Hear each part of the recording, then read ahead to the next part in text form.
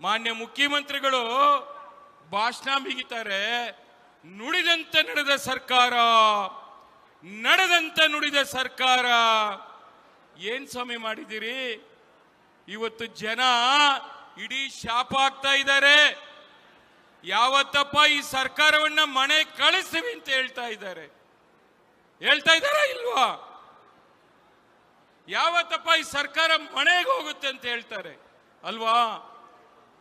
ಅದರಿಂದ ತಾವೆಲ್ಲ ಈ ಯುದ್ಧಕ್ಕೆ ತಯಾರಾಗಿ ಇವತ್ತು ಬೆಂಗಳೂರು ನಗರಕ್ಕೋಸ್ಕರ ವಿಶೇಷವಾಗಿ ಜೆಡಿಎಸ್ ಪಕ್ಷದ ವತಿಯಿಂದ ಒಂದು ಬ್ಲೂ ಪ್ರಿಂಟ್ ಅನ್ನು ನಾವು ರೆಡಿ ಮಾಡೋಣ. ನಮ್ಮ ಪಕ್ಷದ ವರಿಷ್ಠರಾದಂಥ ಸನ್ಮಾನ್ಯ ದೇವೇಗೌಡರು ಸಾಹೇಬರು, ನಮ್ಮ ನಾಯಕರಾದಂಥ ಕುಮಾರಣ್ಣವರ ಇವತ್ತು ಯುವಕರು, ನಮ್ಮ ಈ ಪಕ್ಷದ ಯುವ ರಾಜ ನಿಖಿಲ್ ಕುಮಾರಸ್ವಾಮಿ ಅವರು ಯುವಕರಿಗೋಸ್ಕರನೇ ಇವತ್ತು ಇಡೀ ರಾಜ್ಯಾದ್ಯಂತ ಪ್ರವಾಸವನ್ನ ಮಾಡಿ ಪಕ್ಷಕ್ಕೋಸ್ಕರ ಬಲವರ್ತನೆ ಮಾಡಬೇಕು, ಪಕ್ಷ ಸಂಘಟನೆ ಆಗಬೇಕು.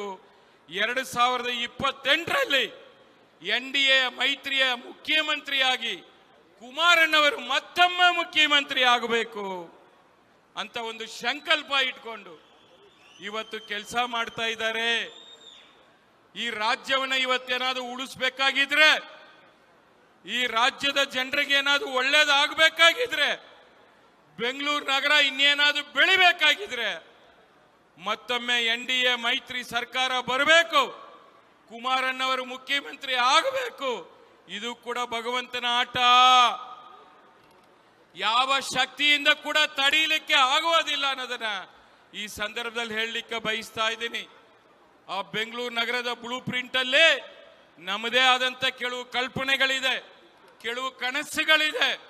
ಅದು ಎಲ್ಲವನ್ನು ಕೂಡ ತಂದು ನಮ್ಮ ಪಕ್ಷದ ಪ್ರಣಾಳಿಕೆಯಲ್ಲಿ ಅದನ್ನ ಪ್ರಿಂಟ್ ಮಾಡೋ ಮೂಲಕ ಬೆಂಗಳೂರು ನಗರದ 1,40,00,000 ಜನಸಂಖ್ಯೆ ಇರತಕ್ಕಂತ ಪ್ರತಿಯೊಬ್ಬರು ಮನೆ ಮನೆಗೆ ಮುಟ್ಟಿಸುವಂತ ಕೆಲಸವನ್ನ ನಮ್ಮ ಕಾರ್ಯಕರ್ತರಾದಂತ ನೀವು ಸೈನಿಕರಾಗಿ ಕೆಲಸ ಮಾಡಬೇಕು.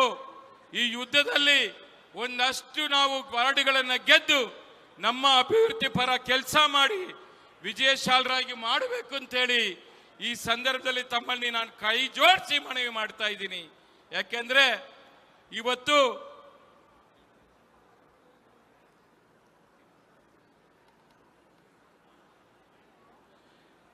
ದಯಮಾಡಿ ನಮ್ಮ ಕಾರ್ಯಕರ್ತರು ಇನ್ನು ಹೊರಗಡೆಯಿಂದ ಒಳಗೆ ಬರ್ಲಿಕ್ಕೆ ಆಗ್ತಾ ಇಲ್ಲ ಅಂತೇಳಿ ನ್ಯೂಸ್ ಬರ್ತಾ ಇದೆ.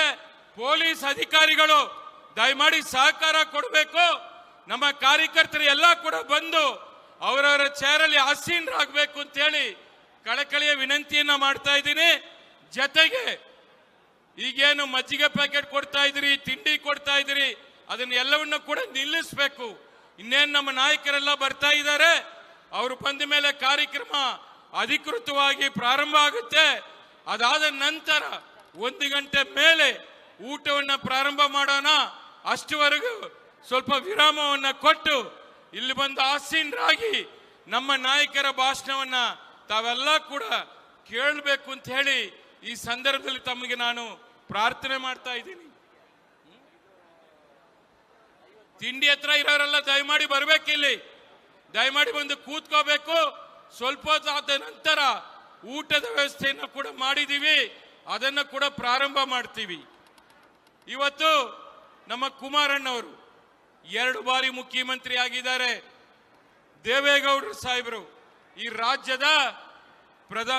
ರಾಷ್ಟ್ರದ ಪ್ರಧಾನಮಂತ್ರಿಯಾಗಿ, ಈ ರಾಜ್ಯದ ಮುಖ್ಯಮಂತ್ರಿಯಾಗಿ 65 ವರ್ಷಗಳ ಕಾಲ ಸುದೀರ್ಘ ರಾಜಕಾರಣದಲ್ಲಿ ಇವತ್ತು ಕೂಡ ಆ ಇಳಿಯ ವಯಸ್ಸಲ್ಲಿ ಮೊನ್ನೆ ಪಾರ್ಲಿಮೆಂಟ್ ರಾಜ್ಯಸಭೆಯಲ್ಲಿ ಕೂತ್ಕೊಂಡು ನಮ್ಮ ನಾಡಿನ ಜನತೆಗೋಸ್ಕರ, ನಮ್ಮ ಕನ್ನಡಿಗರಿಗೋಸ್ಕರ ಅಂತೇಳಿ ಕೈ ಜೋಡಿಸಿ ಮನವಿ ಮಾಡಿ ಪ್ರಧಾನಮಂತ್ರಿಯಲ್ಲಿ ಪ್ರಾರ್ಥನೆ ಮಾಡಿ ಇವತ್ತು ಎತ್ತಿನಹೊಳೆ ಯೋಜನೆಯನ್ನ ಉಳಿಸ್ಲಿಕ್ಕೆ ಅವರು ಪ್ರಯತ್ನ ಮಾಡಿ ಅದಕ್ಕೂ ಕೂಡ ಅವರು ಅನುಮೋದನೆ ಕೇಂದ್ರ ಸರ್ಕಾರ ಕೊಡುವಂತ ಕೆಲಸವನ್ನ ಮಾಡಿಸಿದ್ದಾರೆ.